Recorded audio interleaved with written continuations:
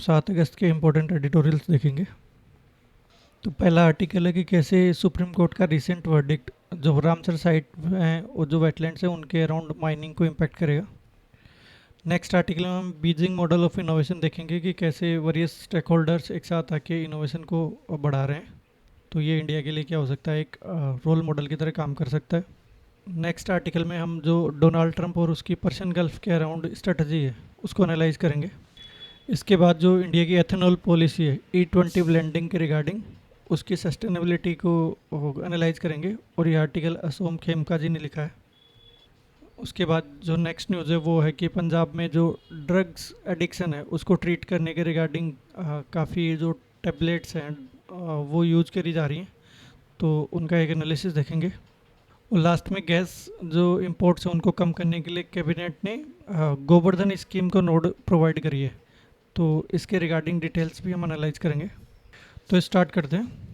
तो देखो, रिसेंटली जो सुप्रीम कोर्ट है उसने अपना 2024 फरवरी 2024 में जो वर्डिक्ट दिया था उसको क्लैरिफाई किया है कि जो 2024 फरवरी में बोला था उन्होंने कि 10 किलोमीटर की रेडियस के अंदर किसी भी एसएन वेटलैंड कंजर्वेशन रिजर्व के अंदर आपको प्रायर अप्रूवल की रिक्वायरमेंट होगी अगर माइनिंग करनी है तो। अब सुप्रीम कोर्ट ने बोला है कि ये जितने भी सिमिलरली नोटिफाइड वेटलैंड्स हैं, नॉट जस्ट एसान, तो उन सब पे अप्लीकेबल होगा। तो कहीं ना कहीं इसका जो दायरा है उसको सुप्रीम कोर्ट ने वाइड कर दिया है। देखो, एक क्लैरिफिकेशन आया है कि जो हिमाचल प्रदेश गवर्नमेंट है उनकी एक प्ली सुन रहा था कोर्ट, तो उन्होंने बोला कि जो एहसान जो ऑर्डर है जो उत्तराखंड में एक वेटलैंड साइड है वो ऑटोमेटिकली बाकी वेटलैंड्स पे एक्सटेंड नहीं होता, ऐसा हिमाचल प्रदेश गवर्नमेंट का स्टैंड था। क्योंकि जो बाकी कंजर्वेशन रिजर्व्स हैं जैसे नेशनल पार्क हो गए, सेंचुरीज हो गए, इनके पास कोई स्टेचुटरी बफर जोन नहीं है। ऐसे में जो CGI सूर्यकांत लेड एक बेंच थी उसने बोला कि जो एहसान प्रिंसिपल है वो जितनी भी वेटलैंड्स हैं जो जहाँ कम्युनिटी या वेटलैंड कंजर्वेशन रिजर्व है उनके लिए एप्लीकेबल होगा। और इसके लिए इसको कौन डिटरमाइन करेगा? NBWL जो MOEFCC जो मिनिस्ट्री ऑफ एनवायरनमेंट है वो डिटरमाइन करेंगे। साथ ही देखो, एहसान क्या, एक उत्तराखंड में रामसर साइट है जिसको 2020 में डिक्लेयर किया गया था एक important migratory water bird site है। रिसेंटली अरुणाचल प्रदेश में ग्लो लेक, इसको अगस्त 2026 में नोटिफाई किया गया है। अब इंडिया में जो रामसर साइट का नंबर है वो 101 हो गया है और अरुणाचल प्रदेश से ये पहली रामसर साइट थी। अब देखो, इसकी का लीगल फ्रेमवर्क अगर हम देखें तो जो रामसर कन्वेंशन है उसमें भी ऐसा कोई मेंशन नहीं है। साथ ही जो वेटलैंड रूल्स 2017 हैं उसमें भी किसी स्टैट्यूटरी बफर जोन का एक्सप्रेसिवली मेंशन नहीं है जो माइनिंग को रामसर साइट के अराउंड प्रोहिबिट करे। इवन जो 2010 के रूल्स थे वहाँ पे बिल्कुल प्रोहिबिटेड एक्टिविटीज़ थी और जो एनवायरनमेंट इम्पैक्ट असेसमेंट है वेटलैंड जोन के अराउंड वो भी प्रिस्क्राइब्ड था। लेकिन जो 2017 के रूल्स हैं उन्होंने इसको रिप्लेस कर दिया और एक डिसेंट्रलाइज स्टेट लेड सिस्टम को लेके आए। हालांकि इसकी कॉन्स्टिट्यूशनल वैलिडिटी अभी सुप्रीम कोर्ट में चैलेंज्ड है। अगर इसके कॉन्ट्रास्ट में हम देखें, माइनिंग अगर नेशनल पार्क और वाइल्ड लाइफ सेंचुरीज के अराउंड की जाए तो वो वाइल्ड लाइफ प्रोटेक्शन एक्ट जो 1972 है उसमें प्रोटेक्टेड है और 1 किलोमीटर के बफर जोन बनाया गया है कि वहाँ पे कोई भी माइनिंग नहीं की जा सकती। ठीक है, अनलेस कोई larger eco sensitive zone exist नहीं कर रहा। तो देखो, इससे क्या बोल सकते हैं कि SC का जो ये सुप्रीम कोर्ट ने जो एक्सटेंशन करा है कि एहसान सेफ गार्ड है, ये एक तरीके से 2017 वाले रूल्स में जो कमियां थी उसको फील कर रहे हैं। साथ ही ये नेशन वाइड जो वाइल्ड लाइफ क्लियरेंस अब रिक्वायर्ड होगी अगर विद इन 10 किलोमीटर्स ऑफ किसी भी वेटलैंड कंजर्वेशन रिजर्व के अराउंड अगर अपने को माइनिंग करनी है तो एक यूनिफॉर्म रूल्स लेके आ जाएंगे इससे। तो ओवरऑल बोल सकते हैं कि ये क्या है, एक अभी भी जो जुडिशियल ओवरसाइट है उसको री करेगा। लेकिन हालांकि जो 2017 का फ्रेमवर्क है उसकी कॉन्स्टिट्यूशनल वैलिडिटी अभी भी अंडर चैलेंज है। नेक्स्ट आर्टिकल में हम बीजिंग मॉडल ऑफ इनोवेशन के रिगार्डिंग बात करेंगे। देखो, मोस्टली क्या बोला जाता है, जो प्राइवेट एंटरप्राइजेज हैं ये इनोवेशन लेके आएंगे, ये कन्वेंशनल व्यू है। लेकिन बीजिंग मॉडल में बोला गया है कि जो रिसर्च यूनिवर्सिटीज़, स्टार्टअप, इंडस्ट्री और स्टेट ये सब एक साथ मिल के आ जाएँ तो एक कमर्शियली वाइबल टेक्नोलॉजीज में कन्वर्ट किया जा सकता है रिसर्च को। इससे चाइना ने खुद को पुश किया एआई और ह्यूमनॉइड रोबोटिक्स। इसमें जो चाइना का वर्चस्व है वो कहीं ना कहीं इसी इनोवेशन मॉडल का रिजल्ट है। तो देखो चाइना के पास कुछ टॉप रिसर्च यूनिवर्सिटी हैं, साथ ही कटिंग एआई फर्म्स भी हैं। जैसे अभी मॉनसूट एआई जो है उसने किमी के 3 मॉडल, जो जनरेटिव एआई का एलएलएम मॉडल है, वो अभी लॉन्च किया है। इसके साथ ही जो चाइना के पास एक मेजर चैलेंज था कि वैल्यू ऑफ डेथ को कैसे क्रॉस किया जाए, कि जो अर्ली रिसर्च है और अर्ली डिस्कवरी और कॉमर्शली वाइबल टेक्नोलॉजी, इनको कैसे एक दूसरे में इससे मतलब इनको कनेक्ट किया जाए, तो उसको चाइना ने बिल्कुल पार किया है। और इसके लिए जो चाइना में क्लस्टर्स हैं, जैसे झोंगुआनसुन, शेंजेन, संघाई, होंगजू, तो ये सर्टेन सिटीज़ हैं, यहाँ पे क्लस्टर्स बने हुए हैं। तो इन्होंने इंटर क्लस्टर कंपटीशन यहाँ देखने को मिला और उससे अल्टीमेटली इनोवेशन डिराइव हुआ। तो देखो बीजिंग ने एक इंटेलिजेंट प्लेटफॉर्म बिल्ड किया जिसमें जितने भी टेक मैनेजर्स हो गए, स्टार्टअप्स हो गए, वेंचर कैपिटल फंड्स कैपिटल हो गए, इनको एक साथ लेके आए। और लगभग 1 लाख से ज़्यादा टेक कॉन्ट्रैक्ट सिर्फ 2025 में देखने को मिले। तो जो यहाँ का इनोवेशन मॉडल है तो उसको स्टेट लेड था, और टू फोल्ड उन्होंने इस स्टेट ने रोल अपना निभाया। एक तो हार्ड इंफ्रास्ट्रक्चर जैसे साइंस पार्क हो गए, इंक्यूबेटर्स हो गए, ये बिल्ड किए। साथ ही जो कैपिटल इन्वेस्टमेंट है वो भी कंपनीज में स्टेट लेड रहा। तो इससे जो रिस्क शेयरिंग है वो हुई, और जो प्राइवेट जैसे वेंचर कैपिटल हैं वो इतना रिस्क नहीं ले पाते हैं जनरली। तो ओवरऑल हम क्या बोल सकते हैं कि अब इसमें एक इशू ये रहता है कि भाई वेस्टफुल एक्सपेंडिचर हो सकता है। तो इसको कंट्रोल करने के लिए जो चाइना ने सेंट्रल रूल्स लेके आए ताकि कैसे लोकल गवर्नमेंट इनोवेशन पे फंड खर्च कर रही है इसको टाइटन किया जा सके। तो अगर इनकी सिटीज़ में देखें तो एक ये जुआंग इंडस्ट्रियल क्लस्टर है, यहाँ पे state run humanoid robot innovation centre देखा गया है। तो वहाँ पे जितनी भी टैलेंट पूल है उसको एक जगह लाया गया और फुल मास प्रोडक्शन के लिए इनक्रेज किया गया। ऐसे लिंगे आईटेक प्लांट्स है, वहाँ भी जो ह्यूमनॉइड रोबोट्स हैं उनके आउटपुट को एक मतलब टारगेट दिया गया कि 1 लाख यूनिट बाय 2028 और 5 लाख यूनिट बाय 2030। तो इससे ये क्या वर्ल्ड के टॉप 3 प्रोड्यूसर में अपना नाम लाना चाह रहे हैं। साथ ही हम देख रहे हैं कि भाई चाइना की इनविजिबल स्ट्रेंथ क्या है, कि जो स्टेट इनेबल टैलेंट और इंटेलेक्चुअल सपोर्ट ये काफ़ी हेल्प कर रहा है। तो हम क्या बोल सकते हैं, जो बीजिंग इनोवेशन मॉडल है वहाँ पे यूनिवर्सिटी, स्टार्टअप्स, इंडस्ट्री ये सब आपस में एक साथ आ रहे हैं। और कैसे पब्लिक प्राइवेट कोलैबोरेशन है, ये जो कमर्शियल टेक्नोलॉजीज़ हैं जैसे एआई, ह्यूमनॉइड रोबोटिक्स, इनको बूस्ट कर रहे हैं। तो इससे एज ए मॉडल स्टेट हम भी लर्न कर सकते हैं।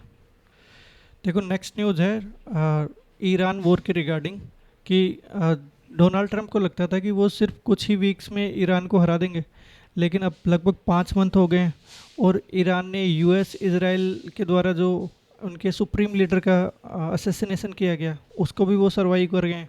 साथ ही इससे जो उनकी पोजीशन है एट होम और इन द रीजन, दोनों को ईरान ने कंसोलिडेट किया है। अब देखो कोर इशू क्या है कि यूएस इजराइल वॉर हुआ था या फिर ईरान पे अटैक किए थे, तो यूएस और इजराइल का 4 प्रमुख ऑब्जेक्टिव थे। पहला ये था कि ईरान के न्यूक्लियर प्रोग्राम को डिस्ट्रॉय करो। दूसरा ये था कि उनके मिलिट्री इंडस्ट्रियल बेस को डिसमेंटल करो। तीसरा ये था कि भाई जो उनके नॉन स्टेट अलाइज हैं उनको ईरान सपोर्ट देना बंद कर दे। और चौथा था कि जो रजीम चेंज किया जाए। और उनका मानना था कि भाई सब कुछ जो चौथे है कि रजीम चेंज से ही अल्टीमेटली बाकी 3 हो जाएंगे। तो ट्रंप ने क्या किया, एरियल कैंपेन लॉन्च किए और उससे एक्चुअल में जो अयतुल्ला खमेनी है उनको हटा भी दिया या उनको उनका असैसिनेशन भी कर दिया। लेकिन उसके बाद भी जो उनका एक मिस जजमेंट था कि ईरान क्या है, पर्सनैलिटी ड्रिवन रिजीम है और वो लीडर के रिमूव होते कोलैप्स कर जाएगा, तो ये फेल हो गया। तो इससे ईरान ने दिखाया कि वो ज़्यादा डीप इंस्टीट्यूशनल और आइडियोलॉजिकल स्ट्रक्चर्स पे डिपेंडेंट है, ना कि केवल एक पर्सनैलिटी ड्रिवन कंट्री है। अब देखो इसके रेस्पॉन्स में ईरान की स्ट्रेटजी क्या है कि सबसे पहले तो जो अपने स्टेट को प्रिजर्व करना, दूसरा रीजनलाइजिंग द वॉर कि जो बाकी रीजनल प्लेयर्स हैं उनको भी इन्वॉल्व करना, और साथ ही जो यूएस की इकोनॉमिक कॉस्ट है उसको रेज कर देना। तो इस और ये हमें देखने को मिला कि ईरान ने क्या किया, स्टेट ऑफ हॉर्मोज को ब्लॉक कर दिया, जहाँ से वर्ल्ड का 20% जो क्रूड ऑयल है वो पास करता है। वैसे ही अब इसका क्या है, यूएस के पास कोई कॉन्टीजेंसी प्लान नहीं था, तो उसकी वजह से जो वॉर डायनेमिक्स हैं वो एकदम से शिफ्ट हो गई। साथ ही हम देख रहे हैं कि भाई जुलाई में देखा गया कि ईरान ने कॉन्फ्लिक्ट को हॉरिजॉन्टली एस्केलेट किया, और जॉर्डन हो गया, इराक हो गया, सीरिया हो गया, और जो सऊदी अरेबिया हो गया, तो यहाँ पर बहुत सारी मल्टीपल स्ट्राइक की। जो उनका प्रोक्सी है यमन में हouthis, उन्होंने भी जो रेड सी में ब्लॉकेड कर दिया। तो ये दिखा रहा है कि हॉरिजेंटली उन्होंने जो वॉर है उसको एस्केलेट करा, जिससे इकोनॉमिक कॉस्ट इसकी बढ़ गई। तो देखो ये देखा गया था कि अफ़गान, ईरान और जो इराक और लीबिया वॉर में यूएस ने एटलीस्ट इनिशियल सक्सेस प्राप्त की थी, उसके बाद उन्होंने स्ट्रगल किया था। लेकिन इस वॉर में देखा गया कि यूएस इनिशियल से ही स्ट्रेटजिकली ईरान से फर्स्ट फेज़ में पीछे हो गया है। और वॉशिंगटन को क्या देखना पड़ा कि उनके पहले ऑब्जेक्टिव थे कि रजीम चेंज करना है, न्यूक्लियर प्रोग्राम को डिस्ट्रक्शन करना है, लेकिन फाइनली वो इस बात पे आके अटक गए कि भाई स्ट्रेट ऑफ हॉर्मुज को रीओपन करना है। तो वो दिखा रहा है कि कैसे ईरान ने यूएस की खुद के लिए एक स्ट्रेटजिक डायलेमा क्रिएट कर दिया। तो ओवरऑल हम क्या बोल सकते हैं, अब ट्रम्प के पास सिर्फ दो ही कॉस्टली ऑप्शन बचे हैं, या तो वो अपनी डिफीट एक्सेप्ट करें और उसके बाद एक नेगोशिएटेड एग्जिट करें, लेकिन इससे जो यूएस की गल्फ डोमिनेंस है उसके ऊपर डेंट आएगा कि 1956 से एक यूएस हेजेमनी दिख रही थी। या फिर दूसरा ऑप्शन है कि भाई एक फुल स्केल इन्वेजन करे, और जो यूएस ईरान मिलिट्री है उसके लगभग 6 लाख जो स्ट्रॉन्ग मिलिट्री है उसका सामना करे, तो वो भी काफ़ी कॉस्टली एस्केलेशन हो सकता है। तो यहाँ पर जो डायलेमा है वो अभी भी यूएस के लिए बना हुआ है। नेक्स्ट आर्टिकल इंडिया की जो एथेनॉल पॉलिसी है उसके रिगार्डिंग है कि जो E20 रोल आउट है वो वर्ल्ड का one of the most ambitious biofuel initiative है, और उसमें ब्लेंडिंग देखा जाए तो 2014-15 में लगभग 1.5% थी, वो बढ़ के अभी 20% तक हो गई थी 2025 में। लेकिन क्या ये इक्वली सस्टेनेबल है, ये अभी भी देख मतलब अंडर कंसिडरेशन है। अब देखो इसकी सस्टेनेबिलिटी को हम देखें तो जो शुगर केन में जो एथेनॉल, शुगर केन एथेनॉल है, उसमें energy return on energy invested, इसका रेशियो देखें तो वो 2 to 4 है। लेकिन जो ग्रेन बेस्ड एथेनॉल है उसका केवल 1.2 से 2 है। तो जो दिखा रहा है कि हायर एनर्जी इनपुट्स रिक्वायर्ड होता है ग्रेन बेस्ड एथेनॉल में। साथ ही हम देखें कि भाई 6 से 7% लोअर एनर्जी डेंसिटी भी इसमें पाई जा रही है कंपेयर टू प्योर एथेनॉल। लेकिन ज़्यादा बड़ा इशू क्या है कि जो ओल्डर व्हीकल है उसमें कोरोजन का इशू देखा गया है। और जो सबसे मोस्ट क्रिटिकल इशू है वो है वाटर के रिगार्डिंग, कि शुगर केन लगभग जो लीटर शुगर केन उगाने के लिए लगभग 2 से 2,500 लीटर पानी की रिक्वायरमेंट होती है। ठीक है, और शुगर केन अपने पूरे लाइफ साइकिल में 150 से 250 सेंटीमीटर वाटर उसको चाहिए होता है। तो ये दिखा रहा है कि ऑलरेडी जो वाटर स्ट्रेस रीजन है उसमें इतना पानी काफ़ी हैवीली कॉस्ट कर सकता है। तो देखो हो क्या रहा है कि भाई हैवी सब्सिडीज मिल रही हैं अराउंड इलेक्ट्रिसिटी, यूरिया, इससे क्या हो रहा है कि जो ग्राउंड वाटर एक्सट्रैक्शन है वो बहुत एक्सेसिव हो रहा है। साथ ही नाइट्रोजन यूज़ भी, जो फर्टिलाइज़र यूज़ है वो भी बढ़ रहा है। तो जो शुगर केन बेस्ड एथेनॉल है इससे क्या हो रहा है, एक एनवायरमेंटल कॉस्ट है वो बहुत ज़्यादा आ रही है। अब इसका मोर एफिशिएंट तरीका क्या हो सकता है कि भाई फार्मर्स को अगर तुम्हें हेल्प करनी है तो डायरेक्ट इनकम ट्रांसफ़र कर दो, और जो इलेक्ट्रिसिटी है और इरिगेशन का जो वाटर खर्च हो रहा है, फर्टिलाइज़र प्राइस है, एटलीस्ट ये रिफ्लेक्ट करनी चाहिए कि भाई कितनी इकोनॉमिक और एनवायरमेंटल कॉस्ट इम्पोज की जा रही है। तो अगर हमें एथेनॉल एक्सपांसन करना ही है तो हमें सिर्फ टारगेट्स नहीं देने चाहिए, हमें क्या करना चाहिए, एक ट्रांसपेरेंट प्रोसेस होनी चाहिए जिसके थ्रू कार्बन अकाउंटिंग भी की जाए और वाटर यूज़ इसका भी इवेल्युएशन किया जाए, ताकि हमें ज़्यादा मोर एविडेंस बेस्ड अप्रोच अपनाई जा सके। तो ओवरऑल हमें क्या करना चाहिए कि भाई जो एथेनॉल एक्सपांसन है उसका उससे ये हो सकता है कि भाई हम ऑयल इंपोर्ट है उसको तो कम कर देंगे, लेकिन वाटर स्कार्सिटी की प्रॉब्लम खड़ी हो सकती है। तो ऐसे में हमें जो इमीडिएट टास्क है हमारे सामने, व्हीकल इलेक्ट्रिफिकेशन पे फोकस करना चाहिए और ओवरऑल व्हीकल एफिशिएंसी को इम्प्रूव करने पे ज़्यादा ध्यान देना चाहिए, ना कि ब्लेंडिंग टारगेट दे दे के खुद को कंफ्यूज करना। तो ओवरऑल हम यही बोल सकते हैं भाई, जो वाटर यूज़ का इशू है और कार्बन जो अकाउंटिंग का इशू है, वो बड़े मेजर इश्यूज हैं एथेनॉल ब्लेंडिंग में। तो हमें ट्रांसपेरेंट प्राइजेज रखनी चाहिए और जो इसको एक सस्टेनेबल वे में आगे बढ़ाना चाहिए। देखो इसके बाद जो पंजाब में ड्रग की प्रॉब्लम है उसके रिगार्डिंग आर्टिकल है कि पिछले लगभग 5 साल में ये देखा गया है कि पंजाब ने 40 करोड़ से ज़्यादा टैबलेट्स खरीद लिए हैं फॉर द ओपियोड सब्सटीट्यूशन। तो ऐसे में विधानसभा में एक कमेटी बनी और उसने क्वेश्चन किया है कि क्या स्टेट डी एडिक्शन प्रोग्राम के नाम पे जो डिपेंडेंसी है उसको रिड्यूस कर रहा है, या फिर एक ड्रग से बस दूसरी ड्रग्स को रिप्लेस करता जा रहा है। तो क्या ये सस्टेनेबली हम इसमें कुछ कर भी रहे हैं या फिर बस शिफ्ट करते जा रहे हैं अपने गोल्स। तो ऐसे में जो बुप्रीनोफिन जो टैबलेट है उसका प्रोक्योरमेंट पहले 7 करोड़ के आसपास था 2022 में, और 2025 में 11 करोड़ हो गया है। साथ ही जो क्लिनिकल रजिस्ट्रेशन है उनका नंबर भी 2 लाख से अब 3 लाख के आसपास बढ़ गया है। तो ऑफिशियल ये बोल रहे हैं कि भाई ये इसमें कोई फिक्स ड्यूरेशन वाली टैबलेट नहीं है, कोई थेरेपी नहीं है, ये जैसे डायबिटीज़ की लाइफ लॉन्ग मेडिकेशन चलती है उसके टाइप है। तो ये भी दिखा रहा है कि भाई जो रेस्पॉन्स है वो अनसेटिस्फैक्ट्री है। साथ ही जो बुप्रीनोफिन है इस टैबलेट का मिसयूज भी देखा जा रहा है, बहुत सारे लोग डिजोल करके इंजेक्ट कर लेते हैं, तो फिर से ये पोटेंशियली ड्रग्स की तरह ही काम कर रहा है।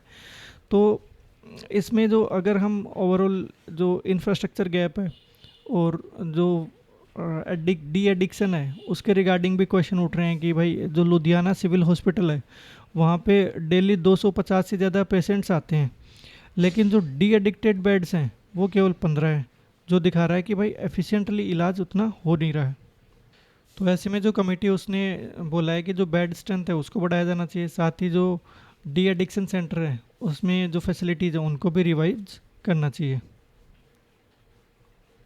तो देखो ओवरऑल क्या बोल सकते हैं कि ये एक तरीके से जो ओपियोड सब्सटीट्यूशन थेरेपी है उसके ऊपर ही क्वेश्चन मार्क रेज कर रहा है कि भाई प्रोक्योरमेंट और रजिस्ट्रेशन नंबर हैं वो तो हर साल बढ़ते जा रहे हैं, तो क्या ये जेनुअनली जो ट्रीटमेंट एक्सपांशन को रिप्रेजेंट कर रहा है, या फिर सिर्फ क्या है लॉन्ग टर्म डिपेंडेंसी है ऐसी जो स्टेट सब्सिडाइज्ड है और कोई मेजरेबल आउटकम नहीं आ रहा। तो ऐसे में जो गवर्नेंस है उसके ऊपर भी एक तरीके से क्वेश्चन उठाया जा सकता है कि भाई एक्चुअल में ड्रग फ्री आउटकम पे काम किया जा रहा है उसको सक्सेस बोल रहे हैं, या फिर नंबर ऑफ टेबलेट प्रोक्योर कर रहे हैं पेशेंट का रजिस्ट्रेशन बढ़ रहा है इसको सक्सेस बोल रहे हैं। तो हमें ओवरऑल क्या चाहिए, जो क्लियरर सक्सेस मैट्रिक्स हैं उनको क्रिएट करने की ज़रूरत है, साथ ही जो ट्रीटमेंट इंफ्रास्ट्रक्चर है उसको भी एक्सपैंड करने की ज़रूरत है, ना कि सिर्फ ड्रग्स का प्रोक्योरमेंट। देखो रिसेंटली जो कैबिनेट है उसने गोवर्धन स्कीम, जिसका मोटो है कि national circular bio energy scheme, इसको अप्रूव किया है और इसका जो आउटले है वो लगभग 24,000 करोड़ के आसपास है। और ये स्कीम रहेगी FY 27 से लेकर FY 36 तक। और इसमें क्या कर रहे हैं हम, जो कंप्रेस्ड बायोगैस है उसका प्रोडक्शन लगभग 10 गुना कर दे रहे हैं, ताकि जो है नेचुरल गैस के इंपोर्ट्स हैं उसकी डिपेंडेंसी को कम किया जा सके। तो कोर इशू क्या है कि इंडिया मोस्टली जो नेचुरल गैस रिक्वायरमेंट है तो उसमें अपनी जितनी रिक्वायरमेंट है उसका लगभग हाफ क्या करता है, इंपोर्ट करता है। और नेचुरल गैस का जो डोमेस्टिक सब्स्टिट्यूट है, तो CBG जो कंप्रेस्ड बायोगैस है वो केमिकली इक्विवेलेंट है CNG के। तो ऐसे में ये एक रिन्यूएबल अल्टरनेटिव प्रोवाइड करता है जिसको एग्जिस्टिंग सिस्टम में ब्लेंड किया जा सकता है। लेकिन जो कंप्रेस्ड बायोगैस सिस्टम है सेक्टर है वो काफ़ी दिन से इस चीज़ में स्ट्रगल कर रहा है कि अनऑर्गेनाइज्ड जो फीड स्टॉक सप्लाई है वो प्रॉपर नहीं हो पा रही है, अपफ्रंट कॉस्ट बहुत हाई रहते हैं, लोकल इंफ्रास्ट्रक्चर है वो भी वीक है, और जो ऑफ टेक एश्योरेंस है वो भी इनएडिक्वेट पाए जा रहे हैं। हालांकि कुछ पास्ट में इनिशिएटिव भी चलाए गए जैसे सतत, MDA, BAM, DPI, CFA scheme, लेकिन इनकी वजह से 200 बायोगैस प्लांट तो कमीशन कर दिए गए, लेकिन इनमें भी अभी एक यूनिफाइड लॉन्ग टर्म इकोसिस्टम बन जाए ये अभी भी मिसिंग है। तो जो नए फ्रेमवर्क है उसमें मैंडेट है कि सीबीजी ब्लेंडिंग के जो टारगेट्स हैं वो बढ़ाए गए हैं फॉर सिटी गैस डिस्ट्रीब्यूशन। 3% कर दिया गया है 2027 तक, 28 तक 4% और 2029 तक 5% का टारगेट रखा गया है कि इसको जो सीएनजी और पाइप्ड नेचुरल गैस है उसमें ब्लेंड किया जाएगा। साथ ही जो अगर हम सब्सिडी की बात करें तो ₹2 करोड़ पर ton per day of installed capacity है, इतनी सब्सिडी प्रोवाइड की जाएगी। साथ ही प्राइजिंग सपोर्ट है वो भी दिया जाएगा लगभग 10 ईयर रिवेन्यू सर्टेनिटी के साथ। तो ऐसे में देखा जाए कि कोर प्लांट पे बिल्कुल सपोर्ट एक्सटेंड किया जाएगा, लेकिन इसके अलावा जो फीड स्टॉक एग्रीगेशन हो गया, ऑर्गेनिक मैन्योर प्रोसेसिंग हो गया, साथ में जो ब्राउन फील्ड कैपेसिटी एक्सपांसन है इसमें भी सपोर्ट प्रोवाइड किया जाएगा। तो ओवरऑल हम क्या बोल सकते हैं, जैसे क्लियर और लॉन्ग टर्म डिमांड सिग्नल आ गए हैं तो इससे प्राइवेट प्लेयर्स हो गए या फिर जो स्मॉल मीडियम एंटरप्राइज हो गए, कोऑपरेटिव्स हो गए, रूरल एंटरप्रेन्योर्स हैं, इनको डायरेक्टली अट्रैक्ट किया जा सकेगा। साथ ही इंडिया की जो इंटरनेशनल प्राइस गैस प्राइस और सप्लाई शॉक्स को लेके वल्नरेबिलिटी है, जैसे स्टेट ऑफ हॉर्मोज डिसरप्शन के टाइम देखा गया, उसको भी रिड्यूस किया जा सकेगा। तो ओवरऑल गोवर्धन स्कीम से हम ये करना चाह रहे हैं कि भाई जो कंप्रेस्ड बायोगैस फ्यूल है वो अभी क्या है, रिन्यूएबल फ्यूल है, इसको हम एक रिलायबल इन्वेस्टेबल एनर्जी सोर्स में कन्वर्ट करना चाहते हैं। साथ ही जो सक्सेस है वो फीड स्टॉक एग्रीगेशन और इंफ्रास्ट्रक्चर बोटलनेक को हम कैसे एड्रेस करते हैं उसके ऊपर डिपेंड करेगा। सो आज के आर्टिकल में इतना ही। Thanks for joining.